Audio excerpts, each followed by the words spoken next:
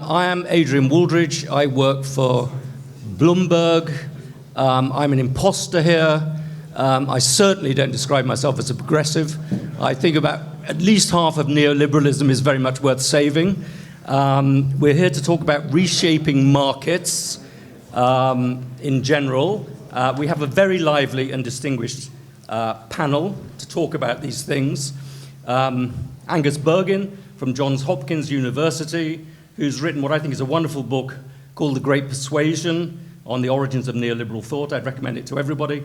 Ha-Joon Zhang from the School of Oriental and African Studies in London, a very distinguished economist, renowned author of 17 books, and those 17 books I think have sold 2.5 million copies, which is the sort of metric that I certainly respect. Ganesh Sitaraman, Vanderbilt University, professor of law, author of several books, including The Crisis of Middle-Class Constitution, and one that I haven't read, but I certainly will, called Why Flying is So Miserable. Zhang from the University of Southern California, professor of law, and leading expert on Chinese tech regulation, and a person who's now researching AI regulation, particularly in the United States. So a great panel. I would just ask all of them, and also later when you get access to the microphone, if you get access to the microphone, to speak clearly and into the microphone, because I think we've had a lot of problems with people, particularly at the back, hearing what is being said. I've instructed the panel, I've only given them one instruction for our subject, which is reshaping markets. And that is to remember that Donald Trump won the election, not Joe Biden, that we don't live in an alternative universe in which we're spooling out wonderful progressive policies, and that around the world, most of the people doing the running and reshaping markets are on the right, not on the left. And with that, Angus. Yeah, thanks so much, Adrian. And I appreciated that opening provocation over email a few days ago, and have run with it in my comments because as I will elaborate, I think that in many ways that's the question that haunts the conference that we're having today. I've been thinking a lot about the comments we heard over the course of the panels yesterday and this morning. And I want to begin by highlighting a few questions and comments that have emerged from the audience that I think are helpful in coalescing different threads of the conversations we've been having so far, and cue up precisely the question that Adrian asked. The first is Damon Silver's powerful question at the end of the first session, when he suggested, and I apologize for my poor paraphrase here, but as I read it, that conservative legislators had consolidated with a much higher degree of conviction around a post-neoliberal industrial policy than those on the political left, which remains deeply fractured. And the second was Roger's question at the plenary last night, which inspired a spontaneous audience applause, about what we should make of the Biden administration's success in pursuing a broad array of post-neoliberal policies, followed so soon thereafter by its striking failures at the ballot box. And the third is Noam's comment that there are two ways to discipline capital. One is through authoritarian violations of democratic procedural norms, and the second is through genuine grassroots democratic counter movements. There are ways, I think, that one could argue that Trump has been more successful at generating both than anything on the post-neoliberal left. So all of this adds up to the question that to me haunts this conference today, which is, why is it that conservatives have proven so successful at generating a genuinely popular post-neoliberal politics while barely referencing neoliberalism at all? While the left remains riven with factions and disagreements, despite all the impressive accomplishments of the research community here, the research community coalesced in part by the Hewlett Foundation's efforts in this regard, going back to 2017. So that question, I think, is in part about the relationship between the state and the market, in part about reshaping markets. But it also gestures towards conversations that we're going to be having this afternoon and this evening, conversations about morality and politics. And I apologize in advance that my comments are going to bleed across those territories, although I think that's part of their very point. So in reflecting on all this, I couldn't help, I was saying to Gary Gersel a few minutes ago, I can't help but think back to our conversations at Cedar Brook in 2017, which included a number of participants here. This was right after Larry Kramer had written his post-neoliberalism memo for the Hewlett Foundation, and was intended in part to think about what role Hewlett could play in creating and crafting a post-neoliberal world. So from our vantage point today, in 2025, 2017 looks like a different world in many ways.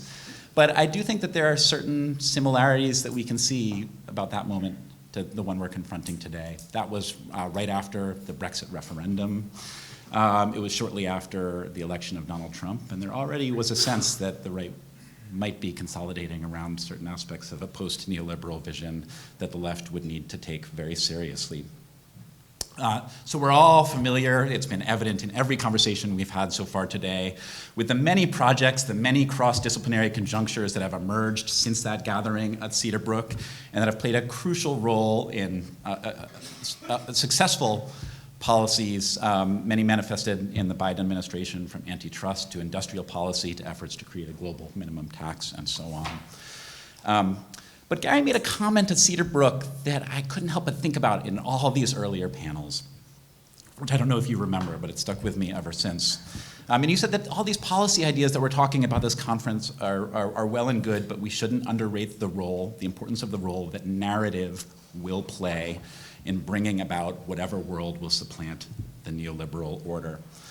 I think one thing we maybe can all agree on is that this community here has been very successful. This success is evident in the conversation so far in generating post-neoliberal policy ideas, and maybe quite a bit less successful in generating an overarching narrative about the relationship between states and markets that can consolidate grassroots support that is powerful enough to counteract the resistance that any effort to, using Noam's term, discipline markets will necessarily produce. And as a historian who can help, I just as part of what I do, I think about languages of political economy. I can't help but think that the title of this conference is maybe one clue as to the reasons why. That this group has been fixated on thinking about what it's trying to move beyond, maybe a little bit more than developing a coherent, holistic vision about what it is moving towards. Even the term itself, post-neoliberalism, right? The second that you're using a term post-neo, you begin to know that you're getting into conceptual trouble, let alone trouble with generating grassroots political support. It's striking to me that you can do a keyword search through all 887 pages of Project 2025 without coming across the word neoliberalism once. Right? So is it coincidental that the right, in not being nearly so fixated on neoliberalism, maybe has been more successful in generating a narrative that motivates people to move beyond it? So this right-wing focus on narrative rather than policy reflects itself in obvious ways. I think in some ways we could figure Trump's whole first term as a narrative in search of a policy apparatus. Yeah. And the shock of the second term has in part been the discovery that many policy ideas have now emerged and coalesced around those narratives that he pioneered long ago, even if they've been generally centered on discretionary authority and fairly ad hoc in their execution. But I think the right-wing focus on narrative shows itself in revealing ways in the academic infrastructure as well that maybe merit reflection here. Those on the left, in search of a post-neoliberal vision, have funded many institutes and centers, I'm part of one, oriented around generating policy ideas and levers that will help to redress the specific felt problems of the neoliberal political order. Meanwhile, what's happening on the academic infrastructure in the right? How are conservatives thinking about changing scholarly discourse at the conjuncture of markets and politics? So I just want to draw our attention here to a contrast. On precisely the same year that we convened at Cedar Brook, the Arizona legislature sanctioned the establishment of a school of civic thought and leadership at Arizona State University. That's been followed by in 2022 by the Hamilton School of the University of Florida, established, in its own words, to study and teach about Western civilization and the principles of a free society, and which drew Adam Leibovitz from the faculty here. In 2023, the School of Civic Leadership came at the University of Texas, which describes itself as intended to prepare future leaders to safeguard freedom. The School of Civic Life and Leadership at the University of North Carolina came the same year. The Salmon P. Chase Center for Civics, Culture, and Society at Ohio State, which says it's there to establish, teaching and research on the foundation of the American constitutional order and its impact on society. There are many other centers like this beginning to pop up across universities from Utah to Tennessee, Knoxville, and elsewhere. Now, I want to say a couple things about this. First, the scale of this investment is massive, right? So you think about, in our world, the Hewlett Foundation's investments have been significant. This has created, in the last few years alone, over 200 tenure-track positions in the humanities and the humanistic social sciences. It's flooding the zone in a job market that has otherwise been marked by deep austerity. Second, in these communities, references to neoliberalism are nowhere in sight. They're much less focused on the world they're trying to supplant than the world that they are trying to create. Third, the emphasis is much more squarely on narrative rather than policy. It's fascinating to me that conservative state legislatures are approving truly massive investments in the humanities at precisely the moment when the left and center-left seem to be consigning these fields to marginality and irrelevance. Hewlett itself has been much more interested in supporting work on law and the social sciences than the humanities for the obvious reasons that it seems more likely to lead to policy-relevant outcomes. But it's worth just being aware and reflecting on the fact that that runs in direct contrast to what's happening on the political right. Fourth, the narrative these centers have embraced is quite explicitly backward-looking, and here's a connection to Trumpism that I think is important.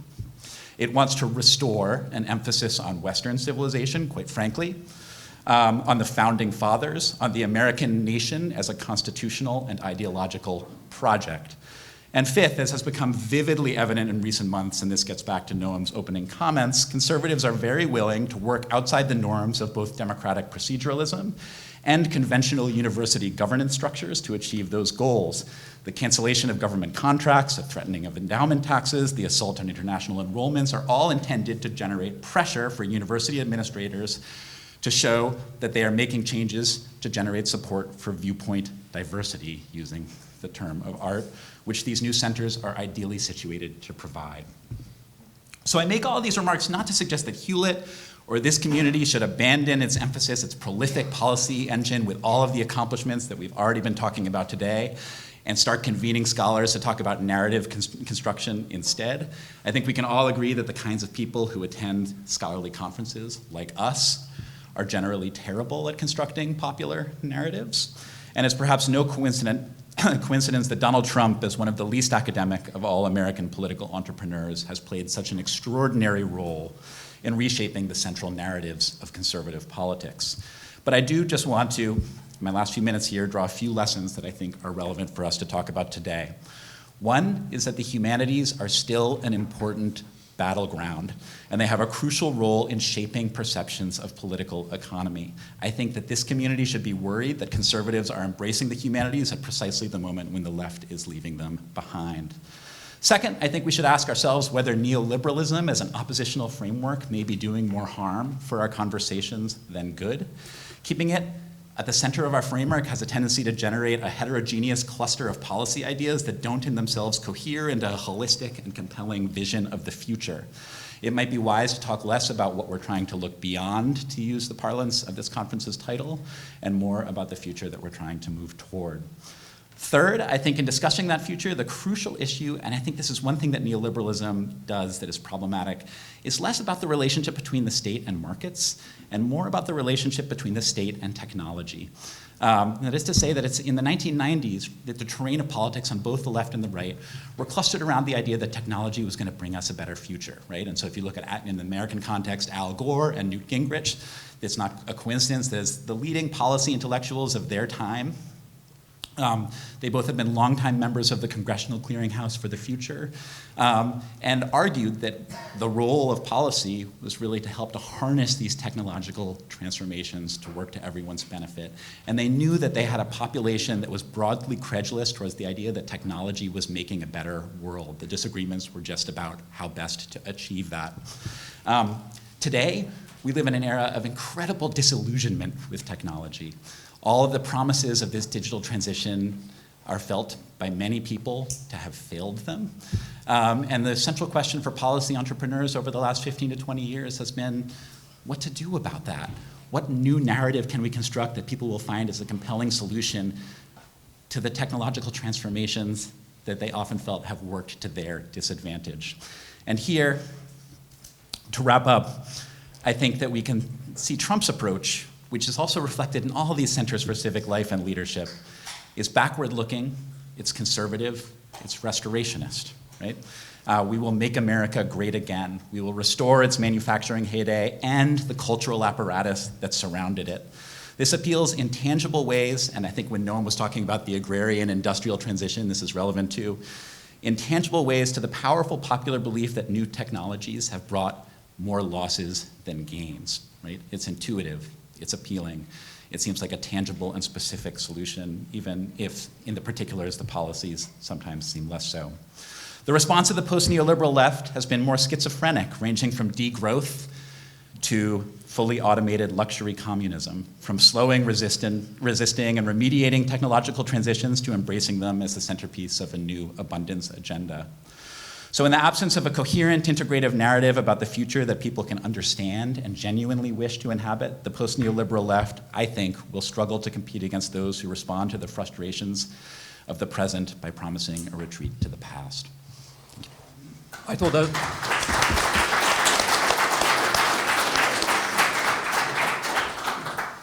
that was absolutely fascinating, and indeed I agreed with every single word of it, which is not always the case in these sessions. Ha-Joon, please.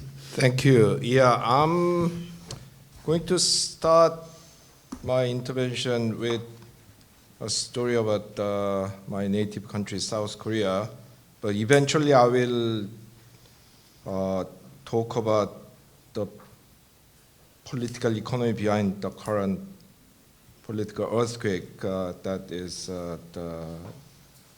reverberating through the world, starting in the US. So, you know, back in 1976, the South Korean automobile manufacturer called Hyundai, which used to be a construction company, started producing its first domestically designed car. Oh, sorry, yeah. The car was called Pony. It was a small, more of a 4 wheels and an ashtray kind of a car. Yeah, but they were ambitious. I mean, they asked the famous Italian car designer, Giugiaro, Giorgetto Giugiaro, to design it. So they had ambition, but you know, in the very first year, its production run was 10,000 cars. I still remember in 1976, 77, when I was a school kid, there was this big newspaper headline saying, "Korea exports its first cars." Yeah? Turns out we sold 5 ponies and 1 bus to Ecuador. Probably we'd pay the Ecuadorians to buy them. Yeah? Who would want to buy those cars? Yeah? In the same year, Ford produced 1.9 million cars, and General Motors produced 4.8 million cars. So if I took a time machine, went back to 1976, and told a bunch of investors, look, there's this 2-bit car company in South Korea, which is now 0.2% of Ford, 5% of Ford and 0.2% of General Motors, but give it just over 30 years, it will be bigger than Ford, and in less than 40 years, it will be bigger than General Motors. Can you fork up some money for this company? What would the people said? Yeah? They would put me in a mental hospital. Yeah? But this is what happened. Yeah? From 2009, Hyundai was bigger than Ford. From 2015, Hyundai was bigger than General Motors. Yeah? So how did it happen? I mean, I've written about these kind of things quite a lot, but yeah, it was a very aggressive infant industry development program. I mean, for those who do not know this, the origin of this idea, it is actually an American idea. It was invented by Alexander Hamilton, yeah, the very first guy in charge of US economy. Yeah? So the idea is that in the same way that we protect and nurture children until they grow up and can compete in the other labor market, the governments of developing nations need to nurture and protect their young industries. Yeah? So what did the South Korean government do to promote the automobile industry, in which there were actually 3 companies at the time, including Hyundai, which was the biggest. So first of all, there was a total ban on import of foreign cars. Yeah? This lasted until 1988. And until 1998, import of Japanese cars were banned. Yeah? It wasn't just tariff, it was a ban. Yeah? No foreign cars. Yeah? And then the government channeled huge amount of finance through banks, which were at that time entirely owned by the government. Yeah? Until between 1961 and 83, all banks in Korea were owned by the government. And half of them were privatized in 1983, but they were so tightly regulated until 1991, when there was a significant financial liberalization. The banks actually got the approval from the finance ministry when they were appointing CEOs, yeah? Even though they were private banks. Yeah? But in the same way that going to school is not enough to make your kid a productive person, the kid has to study. Yeah? The government made sure that capabilities were built to kind of upgrade the industry over time. Yeah? Yeah. So initially, these cars had localization ratio of 55%. There was a constant drive by the government to raise it up to 90% eventually, for which the companies invested hugely in research and development, skills development, yeah? And there were controls on the foreign direct investment in the strategic industries. So in car industry, you had to have joint venture. Yeah? No kind of the fully owned subsidiary. So the General Motors actually had the joint venture in Korea at the time. And yeah, there were conditions on, as I already said, localization, technology transfer, worker training, and all sorts of things. Yeah? Now, in other East Asian countries, including China, similar things were done. Of course, they all did it slightly differently because they had different conditions and different bargaining power. Yeah? So in China, formally speaking, there weren't so many regulations on foreign direct investment.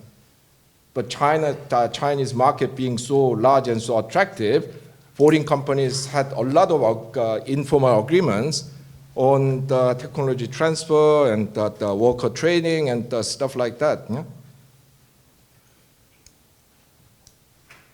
Now, when you think about this success story and reflect on what Donald Trump is trying to do, I mean, of course, it's not infant industry protection. I don't know how to call it. I mean, depending on how you see the United States, either the midlife crisis management or geriatric rejuvenation program. I'll let you decide what to call it. But basically, the idea is that we build this tariff war and force the foreign companies to come and invest because we are such an important market for them, which it is. You know? So let the Koreans come and build car factories, let the Taiwanese come and build semiconductor factories, let the Germans come and build the machine tools and robots, and in the meantime, we get all these tariff revenues, yeah, so that we can do tax cuts, especially for rich people. You know, big, beautiful program, yeah? But apart from the inflation problem, which is going to come very soon if they are really serious about it, because China produces 80% of world air conditioners. Yeah, I mean 75% of the electric fans imported into the U.S. that comes from China. Yeah, and of course to make it worse, that he's imposing tariffs on every country. Yeah. So you cannot even say that, okay, we are not going to buy from China, but from Vietnam, yeah? because Vietnam's also got reciprocal tariff of 45%. Yeah? But leave that aside. Is this a serious industrial policy? Is this a serious rejuvenation program? Yeah? Well, unfortunately, these tariffs are so blanket. It is exactly the thing that a lot of developing countries got criticized for in the 1960s and 70s by the World Bank and the IMF. Yeah? I mean, what made East Asian interventions more successful was targeted protection, yeah? Conditional protection. Yeah? So we protect you, but in 10 years' time, you should be able to kind of hit this export target. Yeah? You've got a couple of minutes. Yeah. And there's no kind of attempt to make foreign companies to share technology. Yeah? But insofar as attracting foreign companies to rebuild your industry is a thing, the first problem is that the US is too big. Yeah?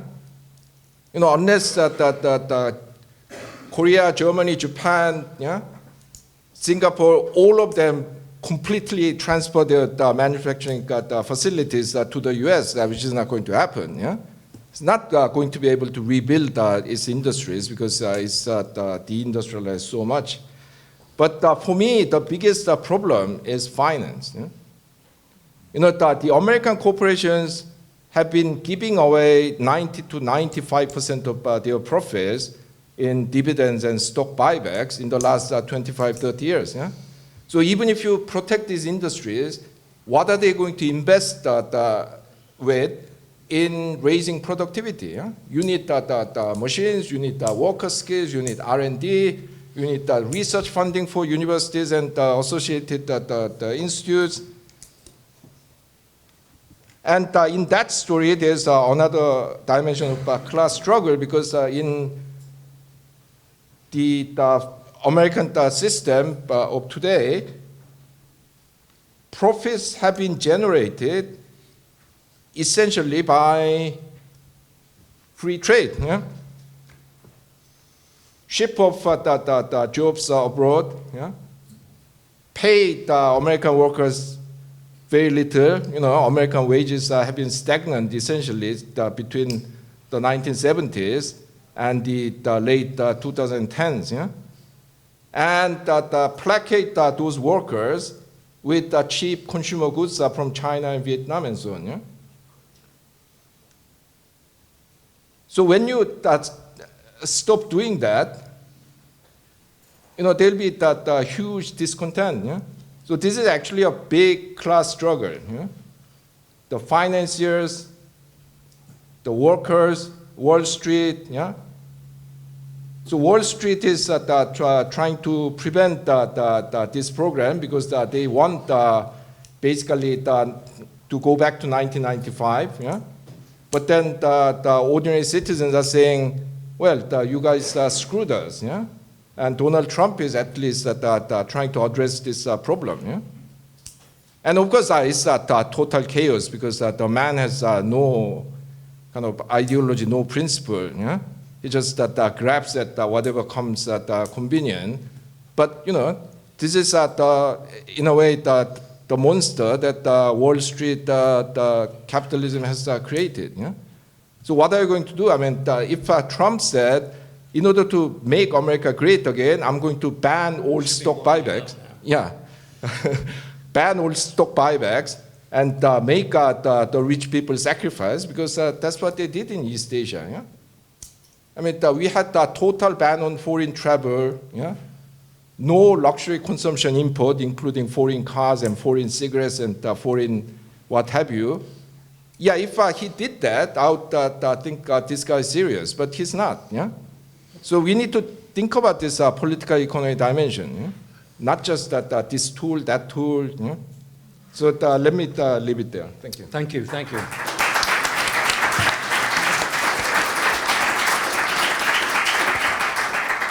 Ganesh, please. Well, thanks everyone, and thanks to the organizers of the conference. I'm very happy to be here and talk with everyone today. So I will speak a little bit about where I see the US context from the perspective of Beyond Neoliberalism. And I think there's really three conflicts that are at issue right now. The first one is the obvious conflict that people think about in a two-party system. There's a conflict between right and left. One party wins, the other party loses. This will continue on, presumably. So that one I think is a little bit less interesting. The other two conflicts are far more interesting. The conflict within the left and the conflict within the right. And for what a post-neoliberal future looks like, I think these conflicts are the ones that we should pay some greater attention to. Within the left, I think it's unclear exactly the contours of this conflict in many dimensions. Where is the left on social policy today? I'm not entirely sure where it is and where the camps are. Where is the left on institutional reforms versus defense? I think there is deep questions in that area. How aggressive should people in government be on public policy questions when in power? I think there's a real question there too, between a kind of old guard wanting a return to the old ways of doing politics and folks who think that that is no longer viable. What is the narrative for the future? I think these are important questions, as Angus had mentioned. On the economic front, I think it's a little bit clearer where the divides are. And I would say probably the biggest divide at the moment on the left is between what I would call the anti-monopoly crowd, for lack of a better term, and the kind of new neoliberals or reformed neoliberals, which maybe you could think of as the abundance crowd. Maybe it's a little broader, maybe it's a little narrower. And the big divide here, I think, is that for those who are in the new neoliberal camp, the aim is really to re-emphasize the core tenets of what I think of as economic policy from the neoliberal era: deregulation, trade liberalization, privatization, austerity. And on some of these, it has tweaked in one way or another. You could think of, instead of austerity, as focusing more on tax and transfer rather than redistribution or structural reforms. On trade liberalization, you really see the divide where people now suggest, well, the tariff experiments that Trump is doing suggest we should be a free trade party on the left rather than experiment with other kinds of industrial policy or trade policy. Deregulation, another big topic in the area. How should we think about tech? Should we have a light touch regulatory approach? How should we think about crypto? Should we have a light touch regulatory approach? How should we think about any number of other areas: housing policy, environmental regulations, constraints on industrial policy in the form of conditions on grants? Should we have less of these, which I would call regulatory, or more of them? And so the new neoliberals tend to be on the deregulatory side. They tend to be on the fewer conditions side. They tend to be on the trade side. On the anti-monopoly side, I think there is instead a focus on confronting corporate power, and that's not just in terms of antitrust and breaking up concentrations of power, but also on regulation.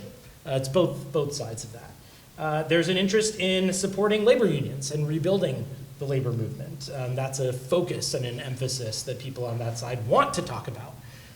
So I think there's a big divide between these two camps. Okay, moving to the right. I would say here too there is a big divide. On the one side, you could say it's something like nationalist populism. On the other, you might call it something like nationalist oligarchy. And really, in some ways, the two models are captured by the figures of Steve Bannon and Elon Musk, right? Bannon dislikes Musk, has been aggressively arguing against him in a bunch of ways. And you can see the divide not as much on the right in terms of the social policy, where there's a broad consensus on things like immigration, diversity, and so on, but on economic policy, where the nationalist populists have and see expression in proposals, for example, Trump's to put a cap on credit card interest rates, or big tech regulation and breakups. And you can listen to Josh Hawley rail against this, and he even has a book called The Tyranny of Big Tech. You could see the focus on labor and pro-labor and interest and attention in that on the populist side. There's a deep interest in industrial policy on the right in the kind of populist direction. How do we do this in a way that will support jobs in the United States? On the other side, there is also, though, a question of whether the focus of the administration will be on tax cuts for the wealthy, as opposed to a debate that we see happening in real time on whether there should be increased taxes on millionaires. Which side will that go? Deregulation, focus on a question about crypto. Are we going to do regulation or not regulation? You see Trump in earlier years being quite skeptical about crypto, now being more amenable to it. Privatization is part of the deconstruction of the administrative state that's happening now, a kind of privatization of the state that will lead to rent extraction, a kind of favoritism to specific companies or individuals. Non-enforcement of regulations. So we see that in a number of different places, which we can talk more about. And so this model looks a little bit more like the continuation of the neoliberal deregulate, privatize, austerity, tax cuts for the wealthy, trickle down, and is coupled, though, with the kind of nationalist aims in the more social policy arena. So I think we have a divide on the right also. And so if we're thinking about what comes after neoliberalism and what this next era look like, it strikes me that these debates, the ones internal to the right, internal to the left, which factions in each end up winning, is probably the real question. And beyond that, we will then have the question between right and left. And here, I think there is a real challenge that folks on the anti-monopoly and nationalist populist side have. And that challenge is a dynamic one that the neoliberal era unleashed. At the point that after 40 years or so of neoliberalism, of deregulation, privatization, liberalization, and austerity, you have the creation of a significantly powerful group of individuals, corporations, and others who are able to shape the political system in a way that Jeff Winters, a political scientist, has already decided well before the first Trump administration that the US is what he calls a civil oligarchy, because it is a system in which the wealthy and powerful are able to use legal rules in order to defend their wealth and income. You have a problem that challenging those powerful interests is very difficult. And I think as Noam said in an earlier session, the approaches to do that are government authority or countervailing power and mass movements. The labor movement is at its lowest in terms of population in the United States, percentage of workers that it has been in maybe ever, I don't know, in a certainly modern history since World War II. And from the perspective of governments, the divide between the factions within each side creates openings for people who have significant wealth and power to push centralized government authority away from things that will challenge corporate power. And so I think the populists and anti-monopolists have challenges in how they can do that because, in part, of the dynamics that we have created with significant economic inequality within the country.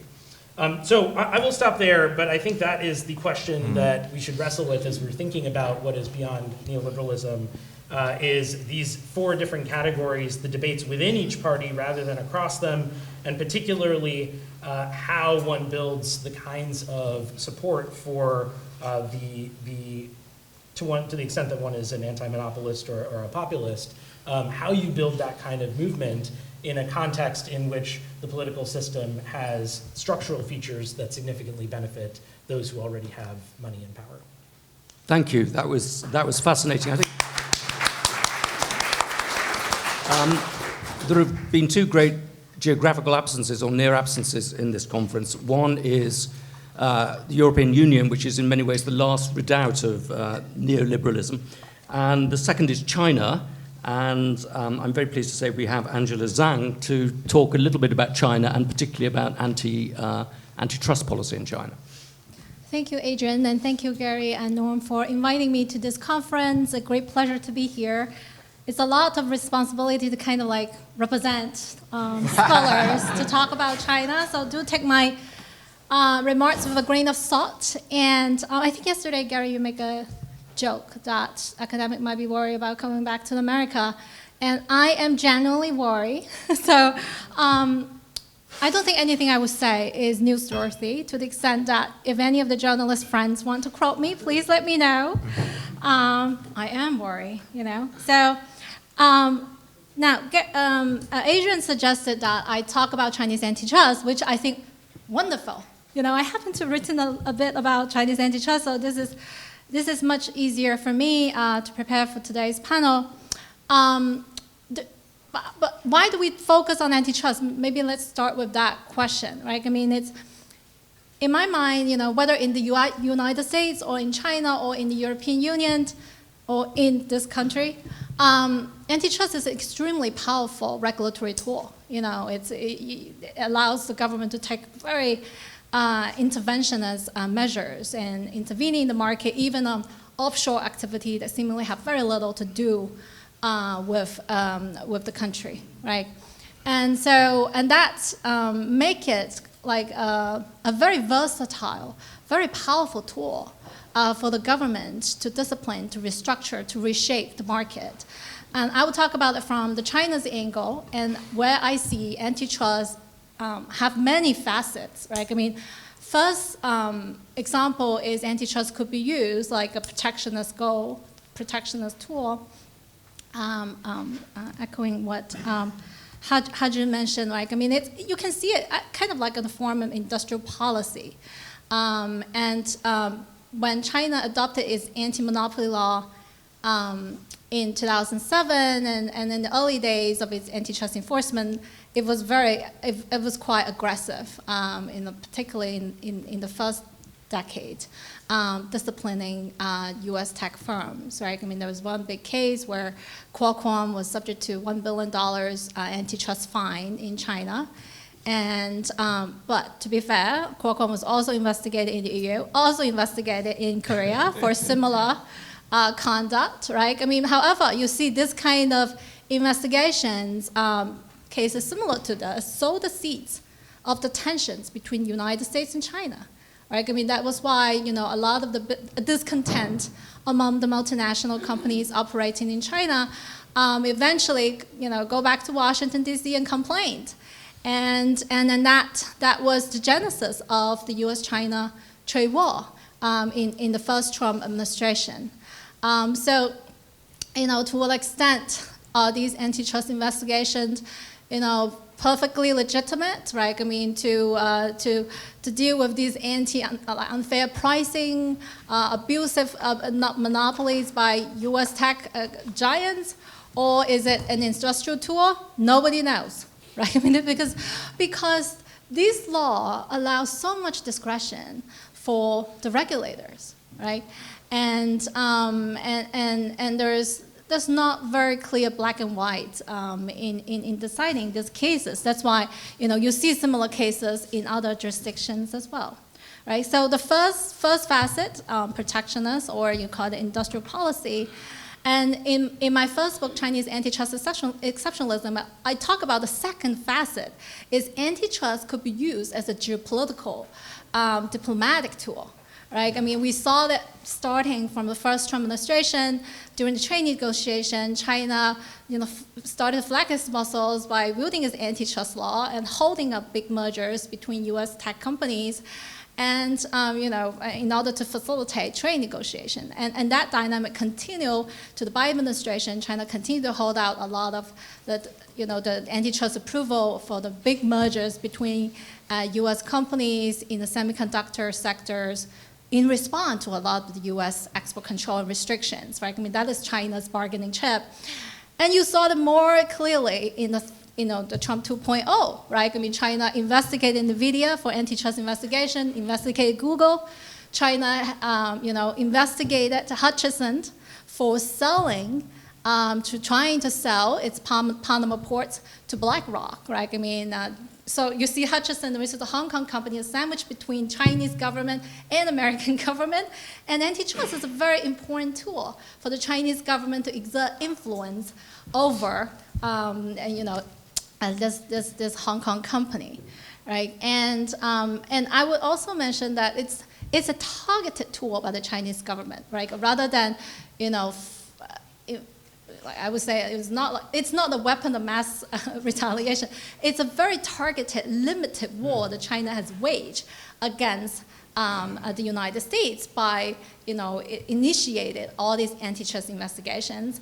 And in the best case scenario, China will hope it doesn't need to use it, right? I mean, because these tools are mostly used for influence, for deterrence.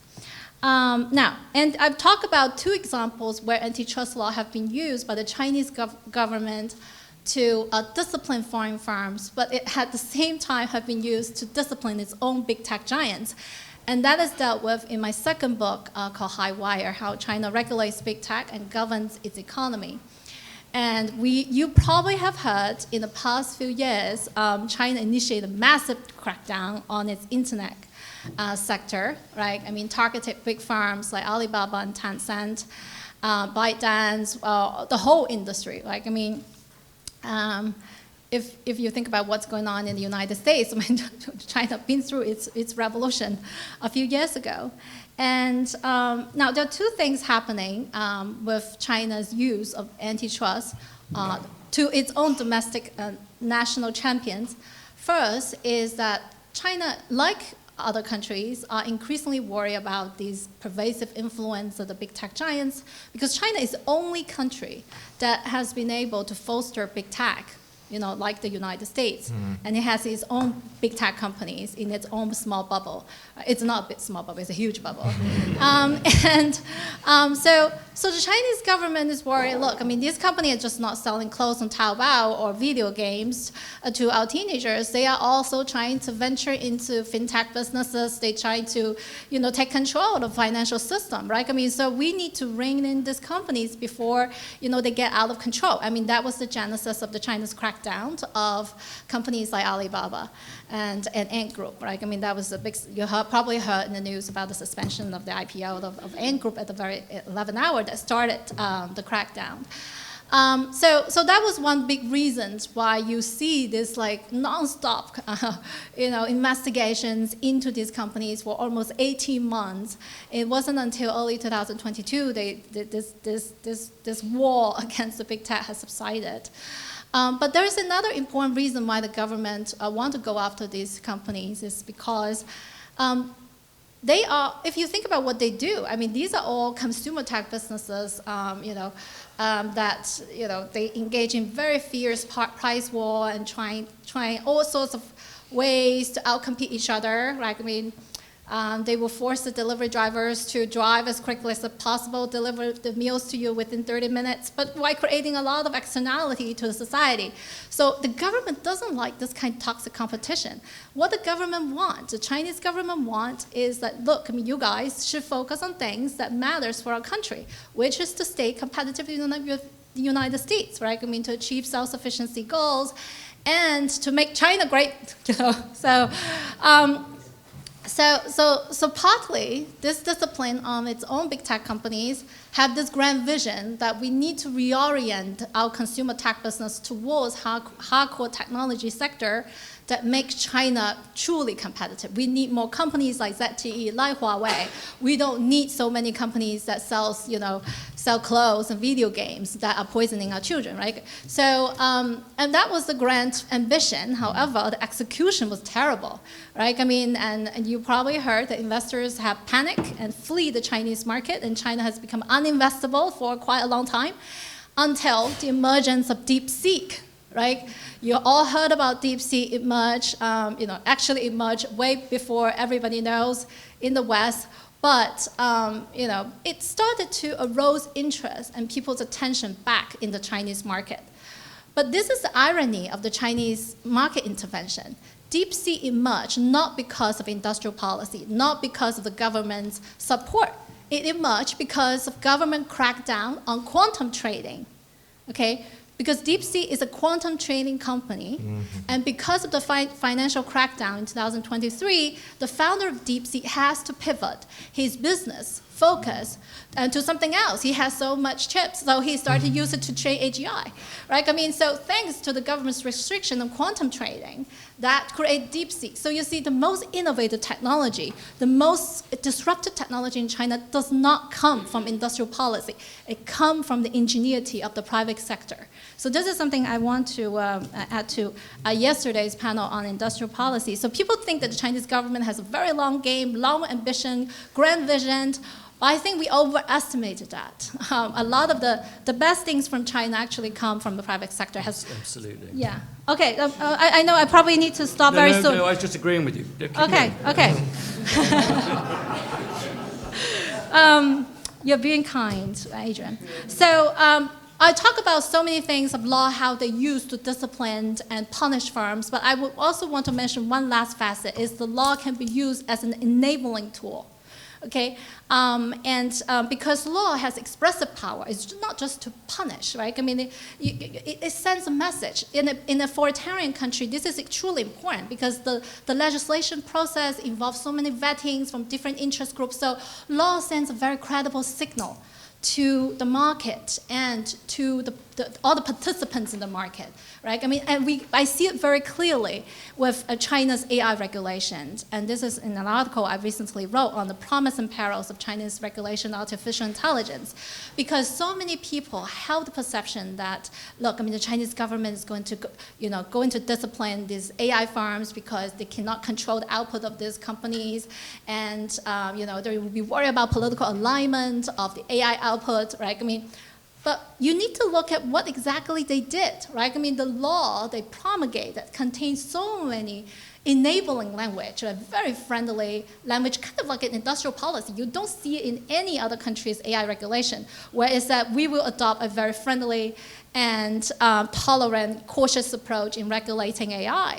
So despite of everything else, all the other long provisions, like the EU AI Act, they want to regulate everything, but in effect, what truly matters are those enabling language, because they send a signal to the market and investors and entrepreneurs that don't worry, we won't crack down on you again.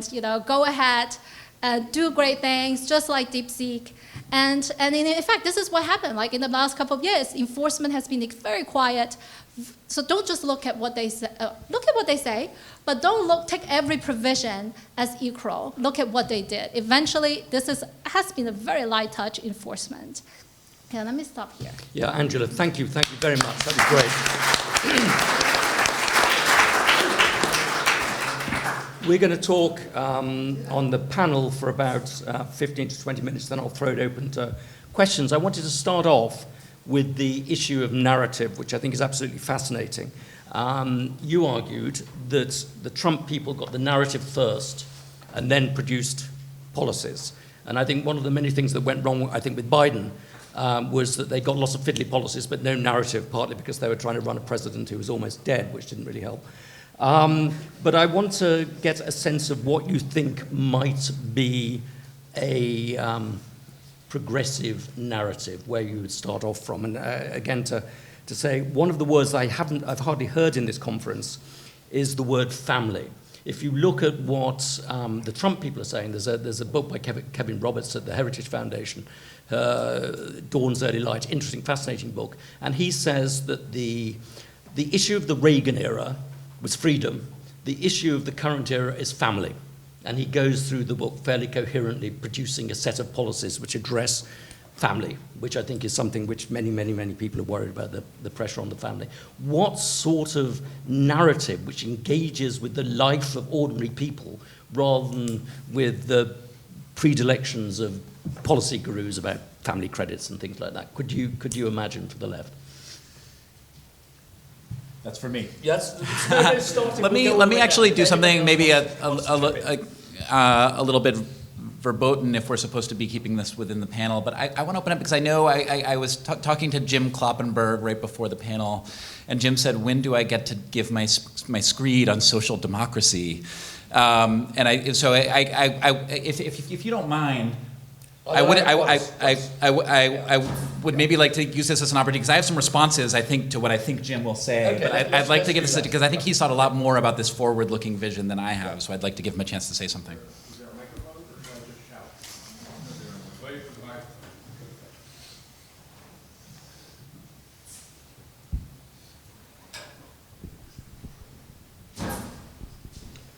Thank you. All right. Jim Kloppenberg, Department of History, Harvard.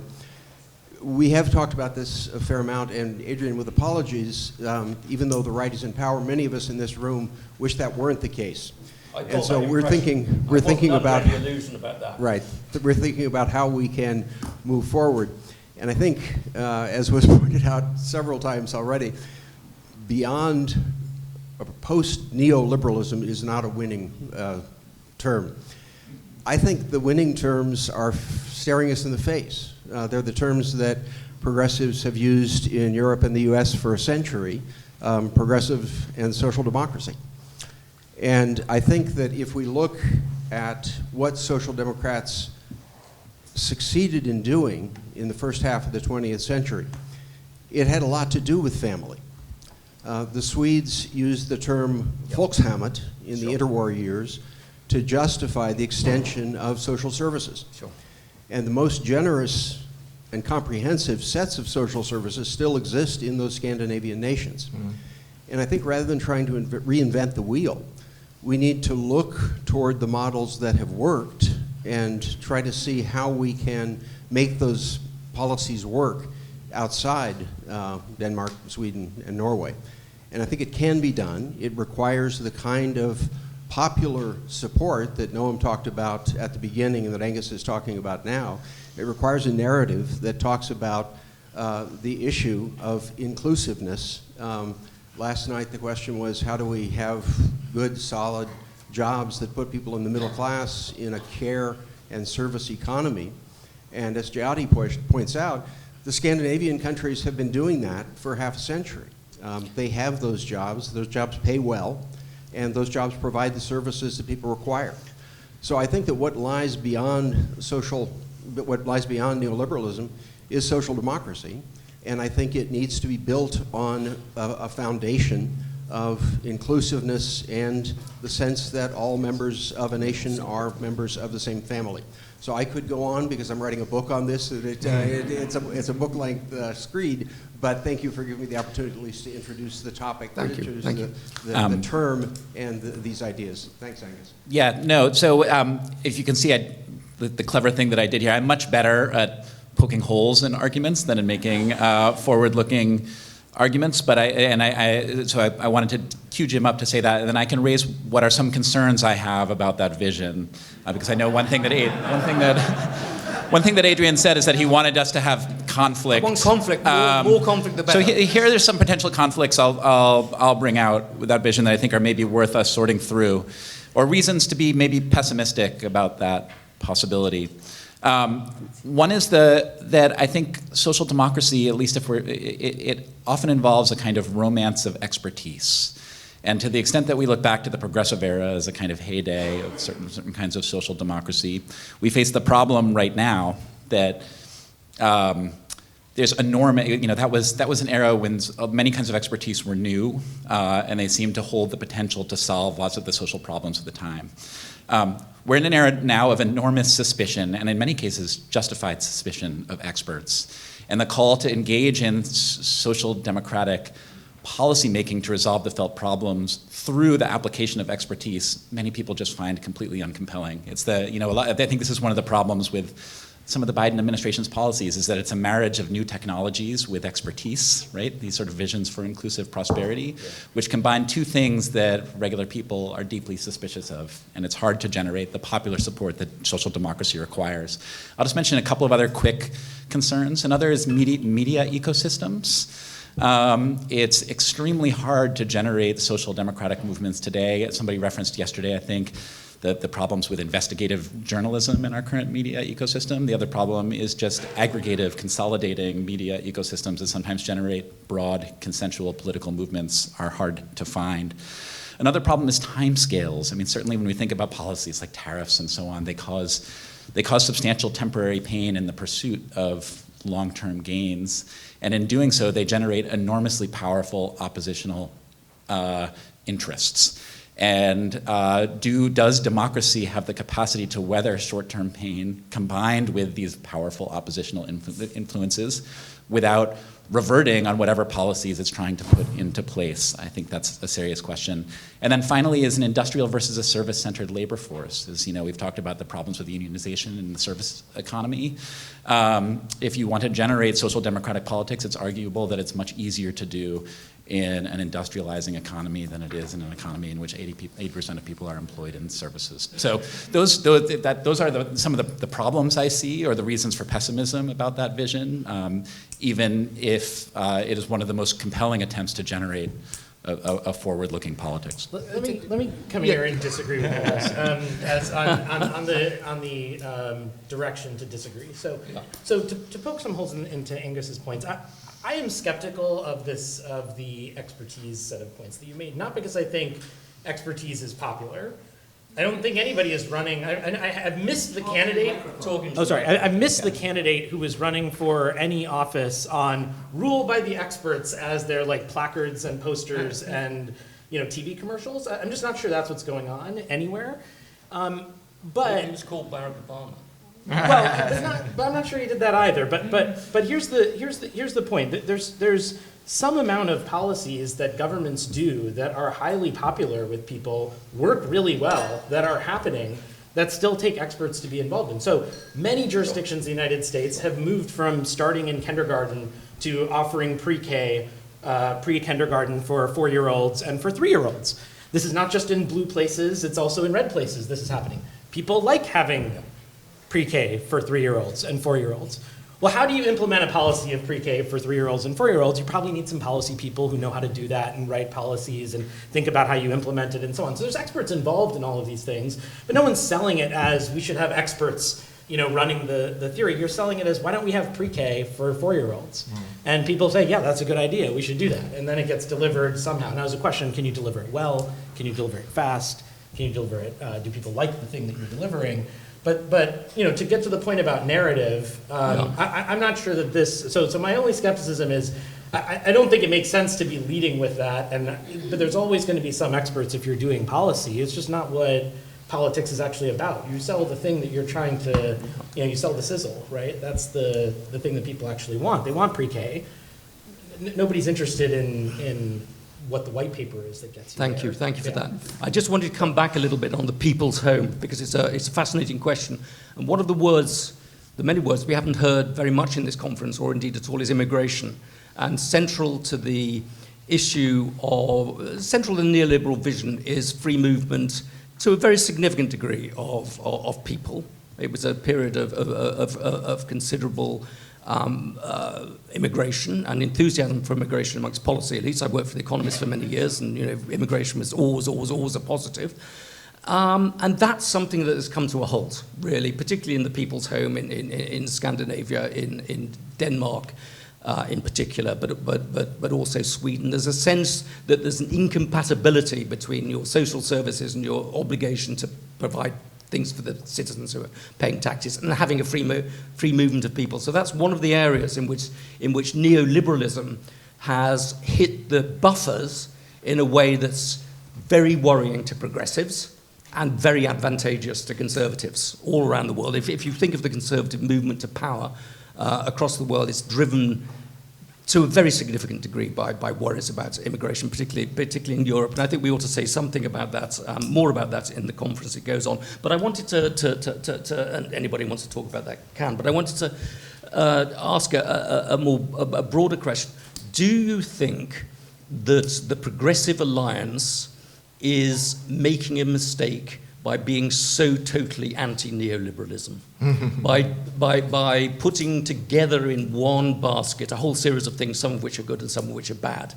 And I mean by that neoliberalism was a set of, whether it was a regime or not, I don't know, but it was a set of restraints on government misaction, on government dysfunction, government overreach, government giving in to certain interest groups. So you have the emphasis on the power of central banks, You have the emphasis on not printing too much money and creating too much inflation, on the emphasis on contracting things out to specialists with specific targets rather than to government, public sector unions. Now we have a situation in which Donald Trump is very keen to undermine the independence of the Federal Reserve and to print as much money as he possibly can for various reasons. He's very keen to politicize the allocation of resources because he wants to, well, essentially make money for his friends. There's a series of ways in which and of course with tariffs, and undermining the principle of free trade, there's a sense in which not only is he undermining many of the basic tenets of neoliberalism, but he's undermining them in ways that are very dangerous to progressives as well as to centrists. What do we need to preserve from the neoliberal consensus, and what do we need to get rid of? Sir. Is that for me? No, actually, let's start at the other end. Let's start with Angela. Sorry, let's go down. I think it's safer for me to talk about the Chinese government than the American government these days. I don't know. What I see in a authoritarian government is that they either do too little or do too much. So you see a very dramatic regulatory pendulum swing in a government with very consolidated power. Well, although America is moving towards that trend, right? And why they do very little? Because when you have overarching policy initiatives that support the industry, bureaucrats don't act, right? I mean, they have very little incentive to act, even though tensions start to accumulate over time, but these discontent don't reach the top, right? I mean, so until they become a looming crisis, then they tend to act, but at that point, there tends to be overreach because of the authoritarian system. So that's why you see this kind of paradoxical phenomenon, this very dramatic regulatory pendulum swing. And the question that I have is that, are we going to see a replication of that in America? Right? Yeah. I mean, we're heading towards that direction, right? Particularly with your election cycle. Yeah. Ganesh. So I resist the question because I think you're conflating liberalism and neoliberalism a little bit too much. I think you're conflating liberalism and neoliberalism a little too much. I think you could have an independent Federal Reserve and think that it should do slightly more bank regulation or slightly less bank regulation, and that would be a debate between neoliberals and progressives about the appropriate amount of regulation of the banking sector that the Fed has authority over. There's obviously other bank regulators who have authority too. That's a different question to me, though. And so I think on a lot of these places, I think there would be a lot of agreement from liberals about liberal principles, small L liberal, philosophical liberals, that doesn't implicate the specific questions about neoliberalism. So that's kind of my resistance. For example, so to take another example, should you have a system where there is more public versus more privatization? I'll give you one example. You could have a system where the IRS has a kind of direct filing of taxes proposed and piloted by the Biden administration, so that they already have all your information. You don't need to go to a private actor, pay them money to have them fill out the tax forms. Instead, the IRS website just has all that stuff, and it just gives you the thing to sign. That's a simpler system. It's public. It's not privatized. It's free. It doesn't cost you money in the private market. I'm not sure why that is that kind of thing would somehow implicate these bigger questions. And so, to me, I think we can believe in some of these liberal ideals, but still say that there were problems with neoliberalism. And I'm not sure that the things happening that you pointed to on, say, Federal Reserve independence or something mean that you have to go back to neoliberal policies in a bunch of other areas. So well, the reason I point to that is when Brown and Blair came into power in Britain, the first thing that they did that sort of signalled their market responsibilities, their abeyance to sort of neoliberalism, was to give independence to the Bank of England. And in the US, the regime that's set up, there's a sort of general feeling that Arthur Burns had completely politicized policymaking, and that they had to get away from that hyper-politicized policymaking by making a reality out of the independence of the Federal Reserve. But let Ha-Joon, can you? Yeah, well, I think it's misleading to say that one system's politicized and the other's not. Yeah? Because do you really think central banks are politically neutral? No. I mean, central bankers... wait a minute. No, yes. No, let's start from the beginning. I mean, 19th century liberals, not the American liberals with small l, but the British, European liberals, they didn't want central banks. Yeah? They thought that this was a state monopoly. Yeah? Hayek didn't want central bank. Yeah? So that's already a political decision to have a central bank. Yeah? And then when you have a central bank, why do you think central bankers are the only objective ones and not other bureaucrats? Well, there's a sense in which everything is political, but if you're taking banks out of the hands of people who are responsible for the election cycle, then that's a reasonable way of saying No, I'm not saying that giving independence to central bank is necessarily a bad thing or good thing. Yeah? I'm just saying that it's all political. So well, we need to political. I mean, that's construct a different political narrative to deal with these problems. Yeah? I mean, another example, jobs. Yeah? I mean, why do Trump talk so much about manufacturing jobs? Yeah? Because jobs are not just about wages. Yeah? It's about our identity, it's about our community, our security. That's what's appealing to the base. Yeah? I mean, it's not like necessarily because working in, I don't know, Amazon the warehouse is necessarily less well-paying than working in some clothing factory that used to exist in the US. Yeah? It's about community and security and identity as a skilled worker, however meager that skill might be, because any robot can work in an Amazon warehouse, whereas if you are a seamstress, at least you have some skill. Yeah? So I'm not saying that any particular way of repackaging this is important, but you have to understand why these things are appealing to at least hundreds of millions of people in the US and Europe. Yeah? Unless you understand that, it's pointless to talk about the ideological nature of this and that. And so, yeah, let's go to the constituent components, and let's see why these things are so important to people you think are not, I don't know, the turkeys that are voting for Christmas. Yeah? I'm anxious to open things up to the audience, but Angus has just want to say something, and then we'll open it up to the. So think of your question. Great. Yeah, I did. I wanted to speak to that question of whether the term neoliberalism is or trying to situate everything against neoliberalism is problematic, and I think the answer is yes, and I'll explain why. I think it's James Ferguson who wrote in an old essay that one issue with neoliberalism is that it's fairly vague, and when people write about it, they tend to see it everywhere, right? This is so if you read the old sort of classic in The Road from Mont Pelerin, the Phil Murawski essay at the end of it, I think his definition of neoliberalism has something like 13 different tenets, each of which has multiple paragraphs. Or the new way of the world, the old Dardot and Laval book, right? It's a whole way of being. It's a way of seeing in the world. It's not just 2 or 3 abstract tenets. And that therefore, if you're trying to situate yourself against neoliberalism, and Ferguson himself says this, it sort of gives you no point of purity, no point where you aren't contaminated by neoliberalism, where you can truly move beyond it.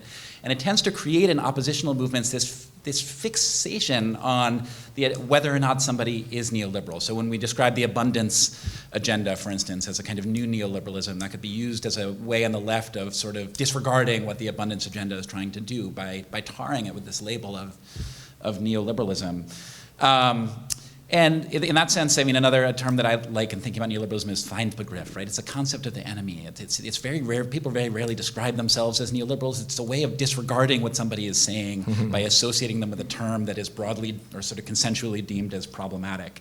And that makes it very hard to engage in original thinking because it makes a lot of people afraid of becoming associated with a label rather than merely trying to sort through what they think the best answer to a problem might be.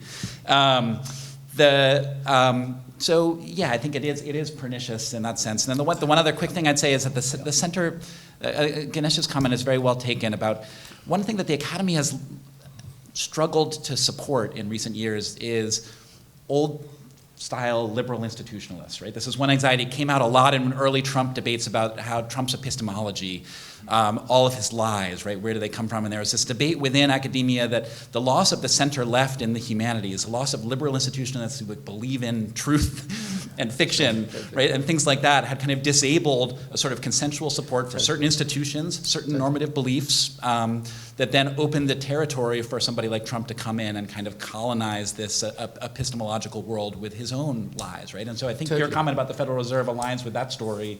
Yeah. By disabling center-left institutionalists, it created unintentional openings for recursions from the right. Totally. Every word of what you say is true. Can we get some questions now? So many hands. I'm going to take them in groups of 3. So if we could, this gentleman here in the front seems to be immensely keen. Keep your questions as short as possible and as concise as possible, I should say. Thank you. Lovely panel. Narrative is such a good-sounding word, but the narrative today is full of fury. And I just want to comment on that. And what's interesting is past populist narratives have been full of fury at rich people, at billionaires. I don't see that now. You know, there's no one saying like FDR said, I welcome their anger, I welcome their fury, I welcome their hatred. So I wonder how that changes the equation. And it strikes me, I disagree with you here, that it's not just immigrants, it's also experts that for some reason, us, have gotten in the crosshairs. And what Trump is doing is really disassembling the expertise with barely a word of chagrin. So the fury is what, something I'd like. Second question, let's have a woman if possible. There, the ladies there with their hand up. Yeah. Yeah, and I'll ask a question about gender, just to be, why not? I think that you threw out this question about the family that I think was very interesting. This session is about shaping markets, and one of the biggest tensions between the state and market is the role of the family, and that is, of course, so front and center to the things that I think are so challenging with the right's populist agenda, but you kind of alighted over that distinction. I would be very curious to hear from the panel a little bit more on that, although I really did enjoy your pre-K example, Ganesh. So. And let's have one here. Just.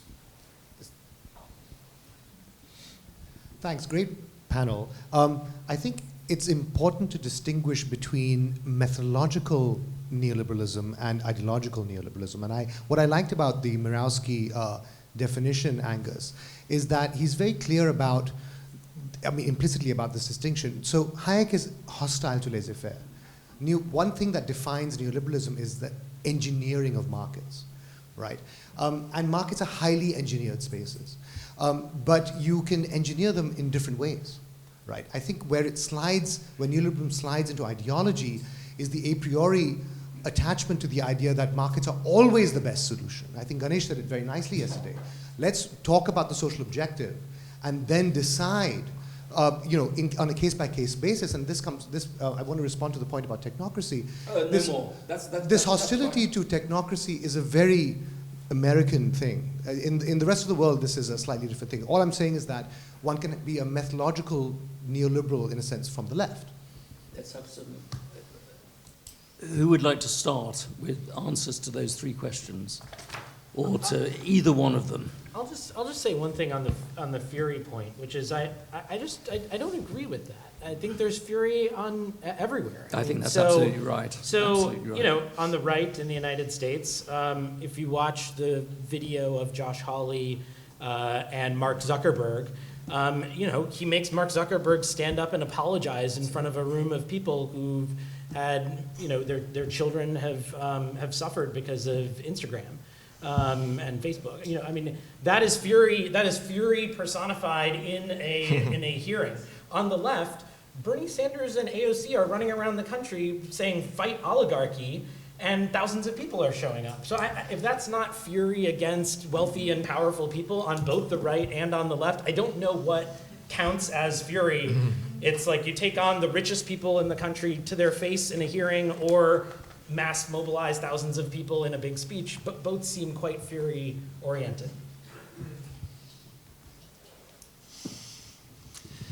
Would you like to say something about any of those questions?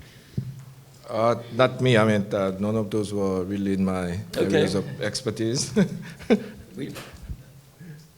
Anybody else want to talk about those questions? Yeah, I can just say something briefly. The neoliberalism point about it, whether markets are always the solution, is well taken. But I think that the real turn in the literature on neoliberalism in the last 10, there have been many turns, but in the last 10 years or so, I think has been moving away from a story that sort of situates neoliberalism as focused on this on the right, and instead emphasizes neoliberalisms of the left, right? And so whether it's Elizabeth Pop Berman or Lily Geismer or all these different books that are looking at, say, the Clinton administration as, in many ways, paradigmatic neoliberals, right? What Gary frames as the moment that really solidifies a political order, when these ideas become so normative that they're adopted even by the ostensible opposition, right? And so that's what I think neoliberalism has come to mean. It's not presumed to mean that markets are always the right solution, but it is presumed to mean that markets are going to be an elemental part of the solution, and that the project of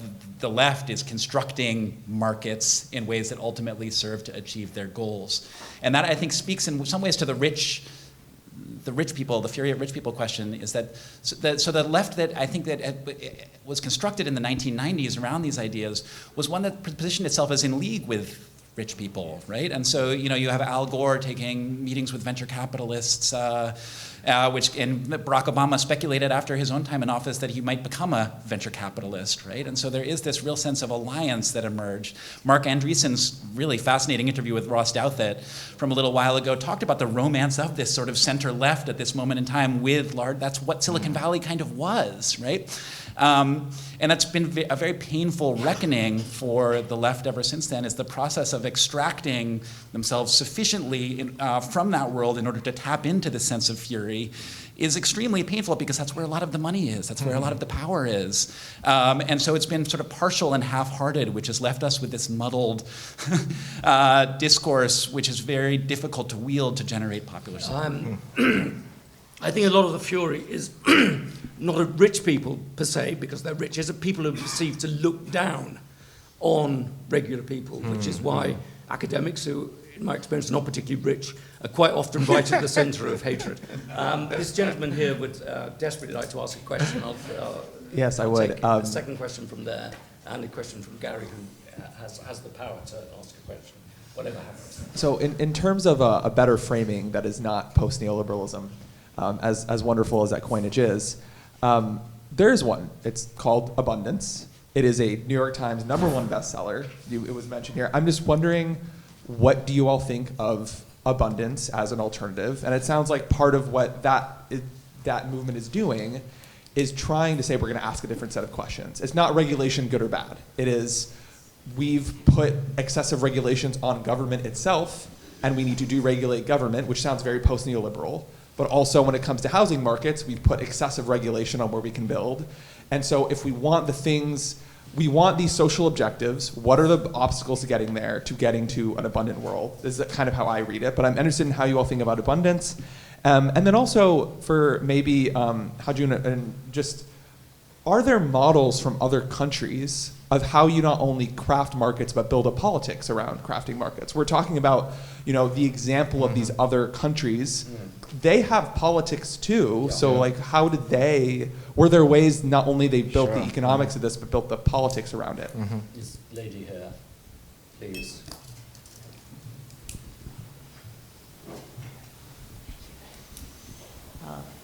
I am a female, but I don't have a question about gender. So I want to kind of bring together, Ganesh and Arjun and Jim Marone's comments around construction of a narrative, around construction of a political narrative. I am certainly one of those social scientists who is probably least well prepared to do that. But the broader question is, you look, a crude interpretation of Trumpism is that the narrative is constructed by suppressing any other argument within the right through through a whole bunch of ways. I won't need to bother.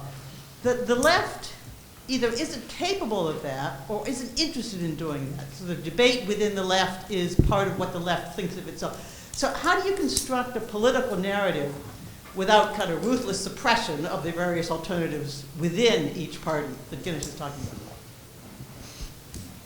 about? Gary. Thank you, panelists and the audience. Politics is broken out in a big way on this panel, and it's a good thing, and we're going to have an afternoon to talk more about the politics of this era, and I think it's an indication of how deeply the political challenge is on people's minds. So I hope we can leave this conference being more educated about what the alternatives are. I want to ask a question about reshaping markets, and a phrase that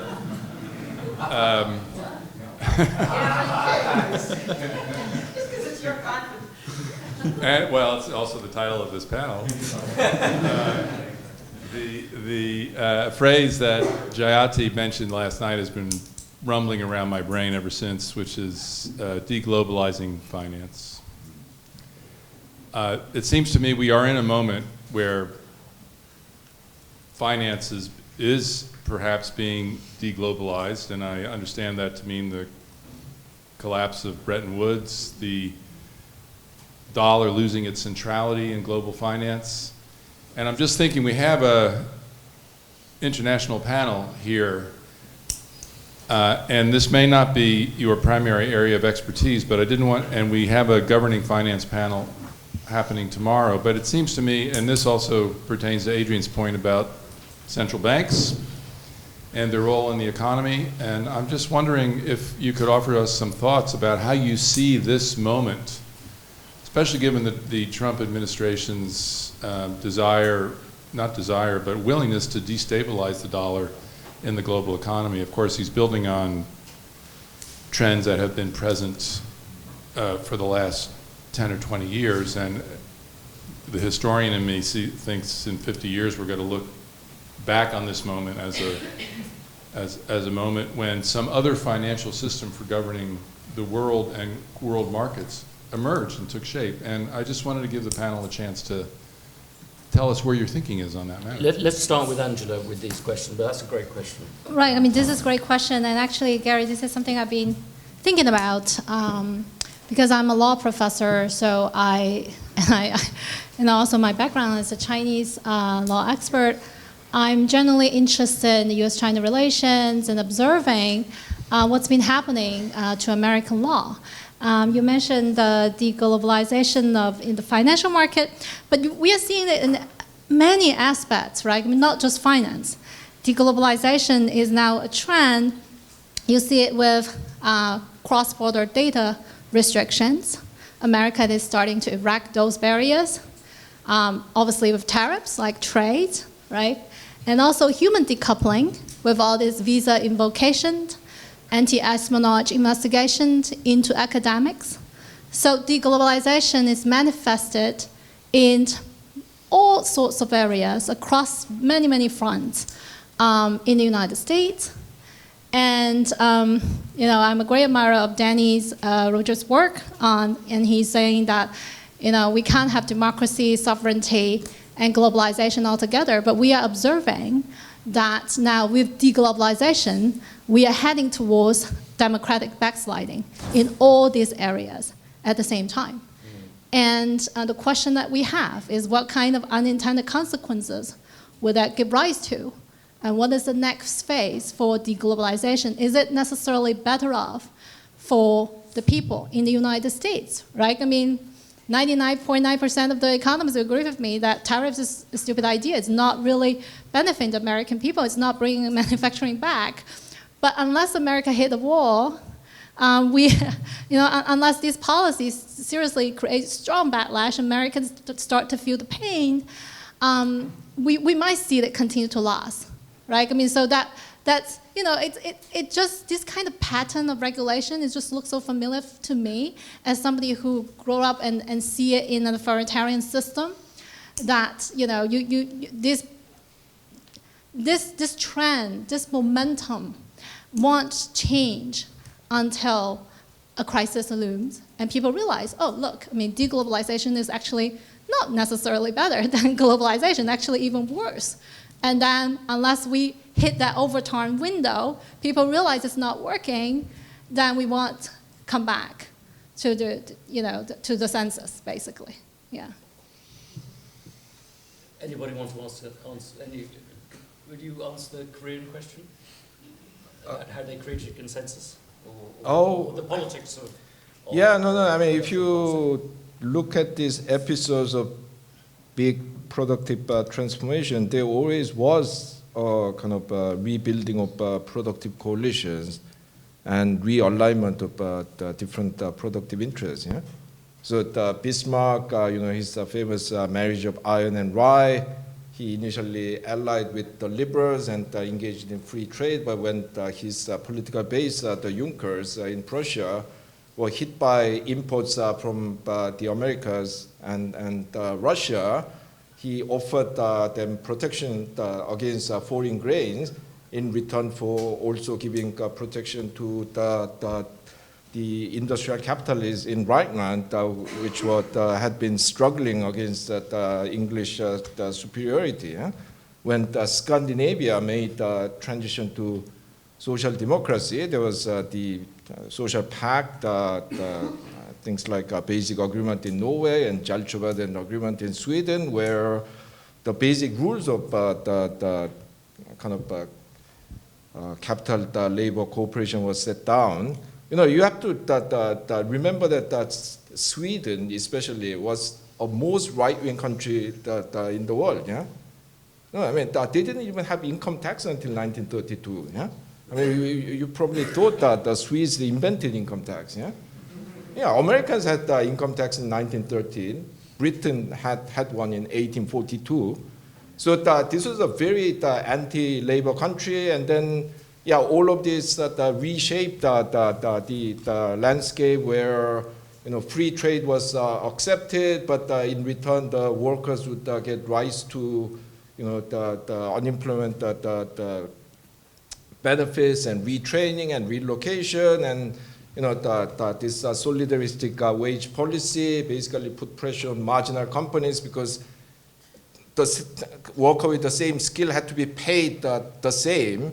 Regardless of the company where they work in. Yeah? And it also meant that more productive companies being able to generate more profit because they are not giving the workers the enterprise premium. So that was another realignment. In the Korean case, you had, initially we had some conditions for kind of more equitable economic development because we had land reform in the late 40s and early 50s, but we had this president who was basically not interested in the lives of ordinary people. I mean, I call him our Marie Antoinette, yeah? Because he was born into a minor branch of the former royal family. He did even the undergraduate studies in George Washington, was it Georgetown? And he was Woodrow Wilson's PhD student, yeah? So very upper class guy who, to help my Antoinette analogy, even married an aristocratic Austrian lady who, when his agriculture minister told him, so we have a terrible rice shortage, and he blurted out, that's the bloody problem with the Koreans. All they want to eat is rice. Yeah? Why don't they eat beef, wheat? These are much nutritious. Yeah? The agriculture minister was too scared to tell him that, so we don't produce those things. Yeah? Can I presume? Yeah, so then we had this military government, which basically put huge restrictions on the workers, but also on the capitalists. Yeah? I mean, the huge financial repression, the control on luxury consumption, yeah, so the workers bought into it, yeah, because even the rich people are not having the annual shopping trip to Miami. Yeah? So I think all of this political realignment is behind this success story. So we need to, I mean, it's very country by country. Yeah? We need to think what is the new political coalition that you can build in the US or in I wanted to add a footnote about Korea to that rather presumptuously, given my nationality. But I was in Korea in the mid-1990s, and just for a brief visit, and there was a huge dinner that was put on by one of the chaebol, I can't remember which, and DreamWorks. And Jeffrey Katzenberg came over there, and this was a great national launch of their attempt to go into pop music, and their attempt to go into film, and their attempt to go into culture, soft culture in general. It was a huge dinner, 500 or more people, representatives of every element in Korean society, of old industry, new industry, intellectuals, journalists. It was a very good dinner, there was lots of whiskey. And because I worked for The Economist at the time, I wrote a piece saying, what an absolutely absurd event. You can't possibly have industrial planning, particularly industrial planning of soft culture. It's sure to end in complete disaster. And lo and behold, the world is flooded with Korean pop music and Korean films. It's a very interesting story about industrial strategy actually working really well, and what a fool I am. But can we have some more questions? We'll take 3 questions. The gentleman there. We're getting a gender unbiased here, bias here, but still a gentleman, and then this gentleman here, I think. All right, thank you. I'm Damon Silvers. At this point, I have to say I represent the AFL-CIO. Right? So I represent 12 million unionized Americans. And I have 2 comments and a question. The first comment is that I really want to thank Professor Zhang and Professor Chang for your really insightful contributions to the questions of market shaping. I really think, from my point of view, you've really made this conference for me. Secondly, this question of the decay of liberal institutions. So far in this conference, I don't think I've heard a single person mention the financial crisis.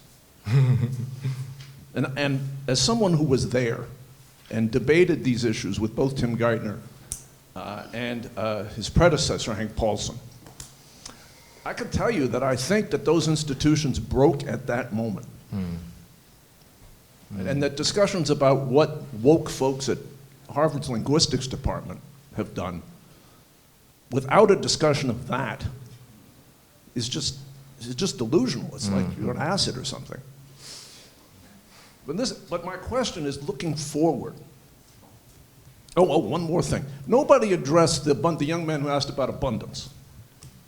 So I got a political message for you all. Abundance is neoliberal wine in old bottles.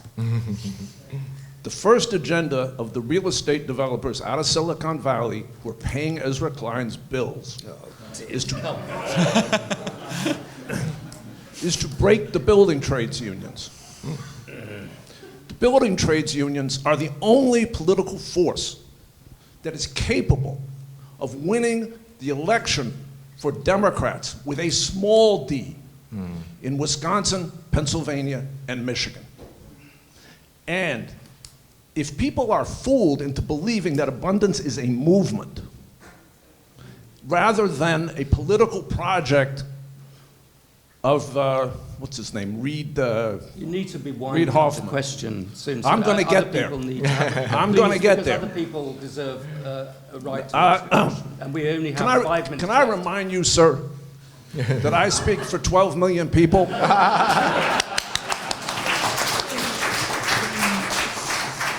Now, if you take debate on abundance, we will lose. Now, here's my question, and it's about social democracy. It's about social democracy. Angus, I think you described social democracy in its late form, right, with the sort of technocratic overview, kind of the way they practice it in Brussels, right? and this is a question for the panel as a whole, and I think particularly on the Korean experience, actually. Are we not at the early form, the early moment of social democracy today in relationship to the service-centered economy and labor market that we live in? The early moment, such as in Scandinavia, where there was mass confrontation between working people and the forces of the state in the early 20th century, not the technocratic moment later. And shouldn't that understanding inform what post-neoliberalism is? Okay, thank you. Because of the trade union movement abusing its power, not for the first time in history. Sir, somebody said you needed people We've who only knew got how 3 to minutes fight. left, so can we get some replies we can get in the time? Somebody said you needed people who know how to fight. You're going to have to get used to that if you want to beat fascism.